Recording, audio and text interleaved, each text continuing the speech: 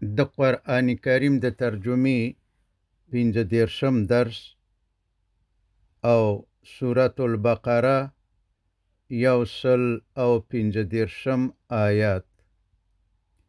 اعوذ بالله من الشیطان الرجیم بسم الله الرحمن الرحیم. وقالوا او دوی وای، یعنی یهود او نصارا یا کرشن مسلمانانو ته وای، کونو چې شی تاسو، هودن یهود، او یا نصارا عیسایان یا کرشن، تهتدو چې سملار پیدا کړی، یعنی یا یهود شي او یا کرشن شي تر څو چې سملار پیدا کړي. قل دوی ته ووایا، قل دوی ته ووایا، یعنی یهودو او عیسایانو ته ووایا، بل چې مونږ داسې نه کوو، بلکې مونږ پیروي کوو ملته د دین ابراهیم، د ابراهیم علیه السلام، حنیفه چې د یو الله منونکی او کلک موحد وو، وما کان او نو هغه علیه السلام من المشرکین د مشرکانو نه. قولو اے مسلمانانو، قولو تاسو ووایئ، آمنا چې مونږ ایمان راوړی دی، بالله په الله تعالی سره، وما او په هغه قرآن سره، انزل چې نازل شوی دی، چې راغلی دی، الینا مونږ ته، وما او په هغو صحیفو، انزل چې نازل شوي دي، الی ابراهیم، ابراهیم علیه السلام ته، و اسماعیل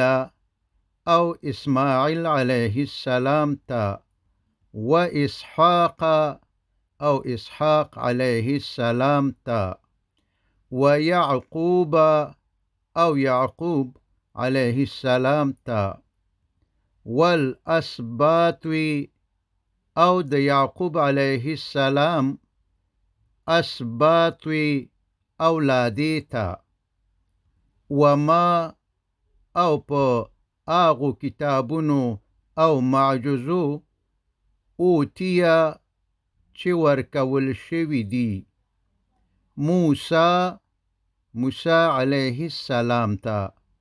و عیسی او عیسی علیه السلام ته، وما او په هغو کتابونو، اوتیه چې ورکول شوي دي، النبیون نورو پیغمبرانو ته، من ربهم د طرفه د رب د دوی نه، لا نفرقو مونږ فرق نه کوو، بین احدین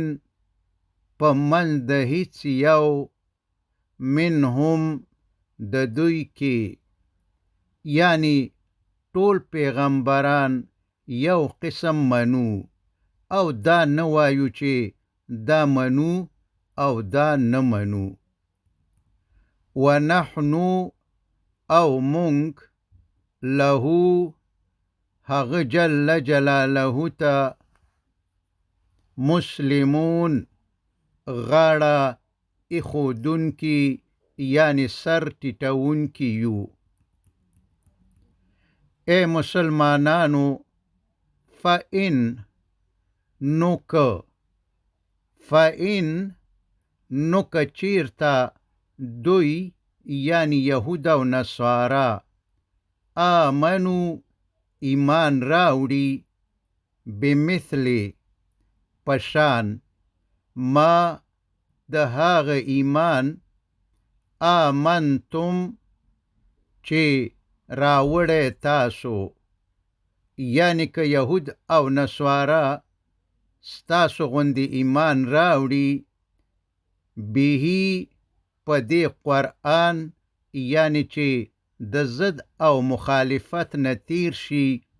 او ستاسو غوندې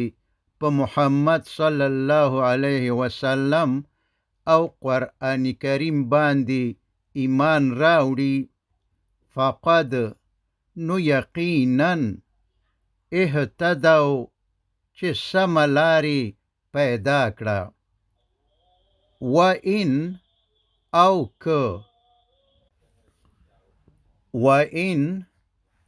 که تولوا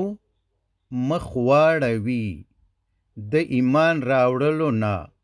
یعنی ایمان را نوړي، فإنما نو بېشکه همدا خبره ده، هم چې دوی فی شقاق په اختلاف کې دي، یعنی که ایمان را نوړي نو د دې معنا دا ده چې دوی په خپل ضد او مخالفت ټینګ ولاړ دي او د مسلمانانو سره بدشمنی او مخالفت کوي. نو اے محمد صلی الله علیه وسلم د دوی د دشمنی او مخالفت نه تشویش او ویره مکوه. فسیکفیکهم الله نو ستا د پاره د اغوی په مقابل کې الله تعالی کافی دی، یعنی د نصارا او یهودیانو په مقابل کې. وهو او هغه جل جلاله السمیع خ اوریدونکی، العلیم خ پوه دی. یهودیانو او نصاراو ایمان را نوړو او ویلی به یې چې زمونږ سره داسې رنګ دی چې د مسلمانانو سره نشته دی. د نصرانیانو رواجو چې دوی یو ډول زیړ رنګ جوړ کړی وو چې خپل ماشومان او یا څوک به چې د دوی په دین کې داخلېدلو په دې رنګ به یې رنګولو، په دې مطلب چې سوچه او سوتره نصرانی یا کرسچن شي، او د دې رنګولو نه وروسته یې یوه ګناه هم نه د نصرانیت نه ویستلی شي او نه یې جنت ته د تلو نه منع کولی شي. نو ای مؤمنانو دوی ته ووایئ چې مونږ رنګ کړي یو الله تعالی په صبغته رنګ، یعنی دین، الله د الله تعالی، ومن او د چا رنګ یعنی دین، احسنو بهتر دی، من الله د الله تعالی، صبغتن د رنګ یعنی دین نه، یعنی د الله تعالی د دین اسلام نه بهتر او ښه دین نشته دی. ونحنو او مونږ له هغه جل جلاله ته عابدون عبادت کوونکي یو. قل ته ووایه قل ووایه یعنی یهودیانو او نسواراو ته اتحاجوننا آیا تاسو جګړه کوئ زمونږ سره فی الله د الله تعالی په باره کې و حال دا چې هو هغه جل جلاله ربنا رب زمونږ دی و ربکم او رب دستاسو دی ولنا او زمونږ د پاره اعمالنا زمونږ عملونه دي ولکم او دستاسو د پاره اعمالکم ستاسو عملونه دي ونحنو او مونږ له هغه جل جلاله ته مخلصون مخلص یعنی اخلاص کون کیو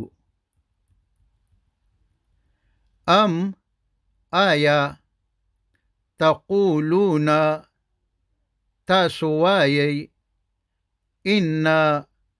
چې بشکا ابراهیم علیه السلام و اسماعیل او اسماعیل علیه السلام و اسحاق او اسحاق علیه السلام و یعقوب او یعقوب علیه السلام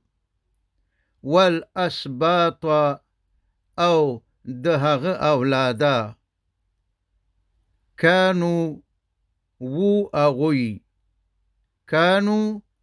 وو هغوی هودن یهودیان او نصارا یا نصرانیان او نصارا یا کریسچن یا نصرانیان قل ووایت یهودو او نصاراو ته انتم آیتاسو اعلمو خپویگی ام الله یاک الله تعالی زکه چې الله تعالی خو فرمایي چې ابراهیم علیه السلام نه یهودی وو او نه نصارا وو لکه چې مخکې تیر شو چې کتابیانو یعنی یهودو او نصارا وو ویل چې سملار یعنی د جنت لار یا په یهودیت کې ده او یا په نصرانیت کې او بل څوک جنت ته نشي تللی خود دوی دا خبره ځکه غلطه ده چې د دوی نیکونه حضرت ابراهیم علیه السلام اسحاق علیه السلام اسماعیل علیه السلام یعقوب علیه السلام او د هغوی اولاده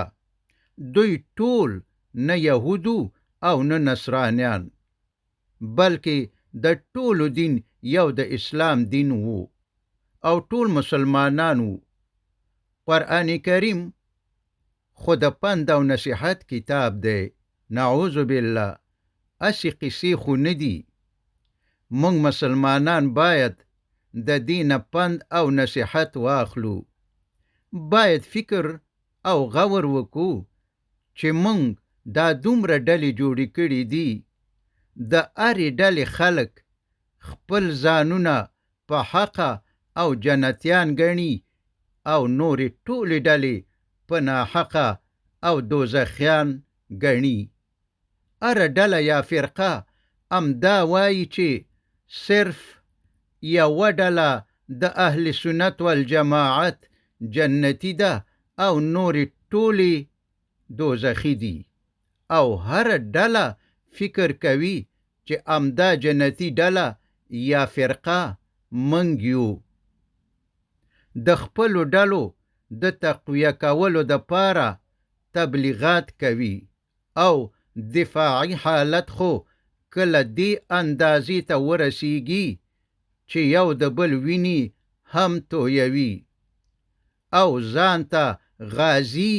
او مقتول ته مردار وایي. اکثره خو د مسلمان په ځای د خپلې ډلې او فرقې په نوم پیژندل کیږي او ټولې ډلې او فرقې د الله تعالی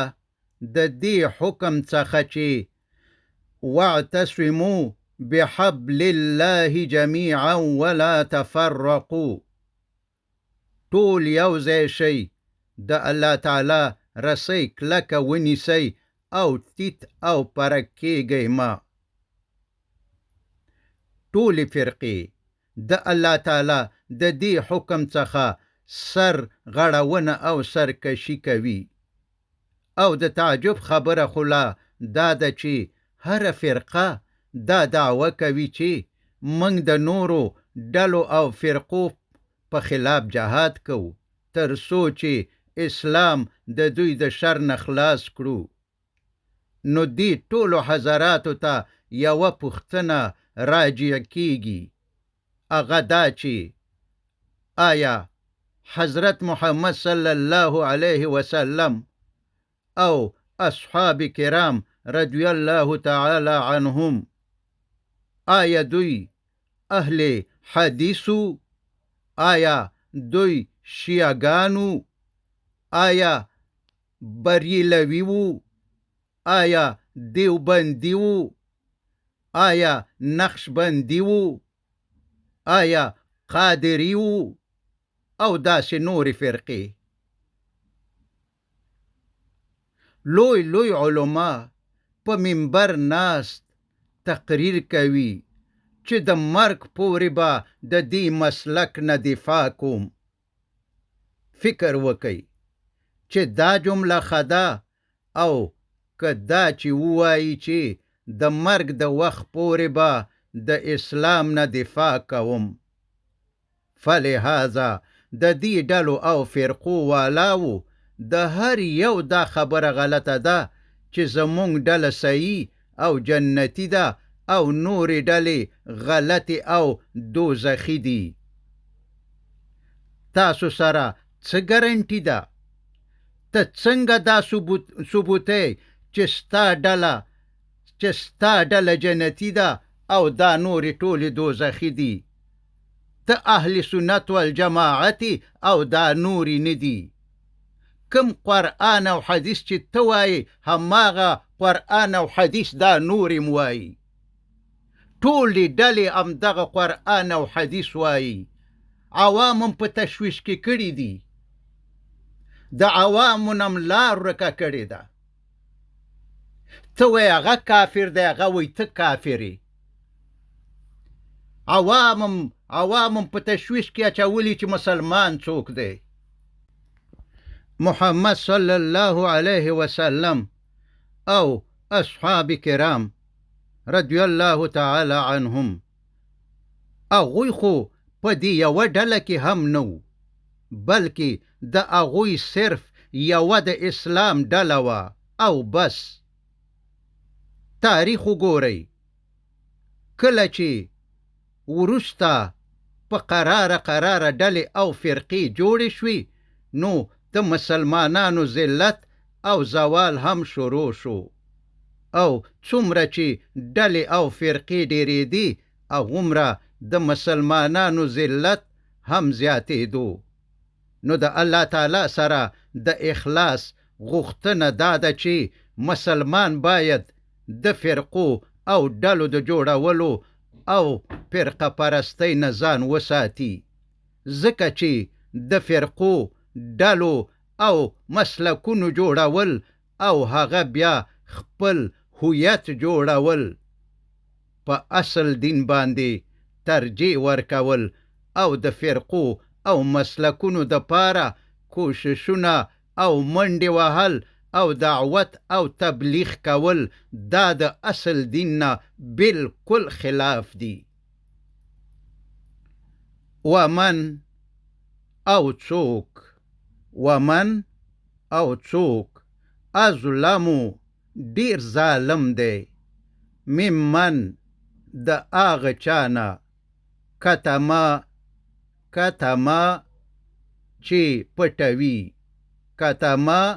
چې پټوي شهادتن شهادت گواهی عنده د هغه سره من الله د الله تعالی د طرفه یعنی د یهودو علما د تورات نه پوهېدل یا دا په تورات کې لیکلي وو دوی په پوهېدل چې حضرت محمد صلی الله علیه وسلم د الله تعالی رسول دی او دوی یې د راتلو انتظار کولو مګر کله چې هغه مبارک په بني اسماعیلو کې دنیا ته تشریف راوړو یعنی یهودیانو فکر کولو چې اخرنی نبی به هم په بني اسرائیلو کې راځي خو کله چې هغه مبارک په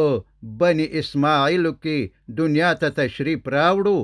نو دوی د بغض او حسد او کینی په بنیاد د نبی علیه السلام په باره کې چې کومې پیشګویۍ او صفتونه د الله تعالی د طرفه په تورات کې دوی ته شوي وو هغه یې پټ کړل او دا شاهدي یا گواهی ورنکړه چې محمد صلی الله علیه وسلم د الله تعالی رسول دی وما الله او نه دی الله تعالی بغافلن نا خبره بغافلن بے خبره عما د هغه څه نه تعملون چې تاسو یې کوئ دا فکر مه کوئ چې منګه حق پټوو او منګ نه به څوک خبر نه الله تعالی هم ګوري دا هر څه ریکارډ کیږي او الله تعالی به د دې جزا درکړي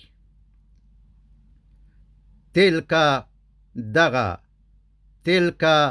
دغه امتون یو ډله وه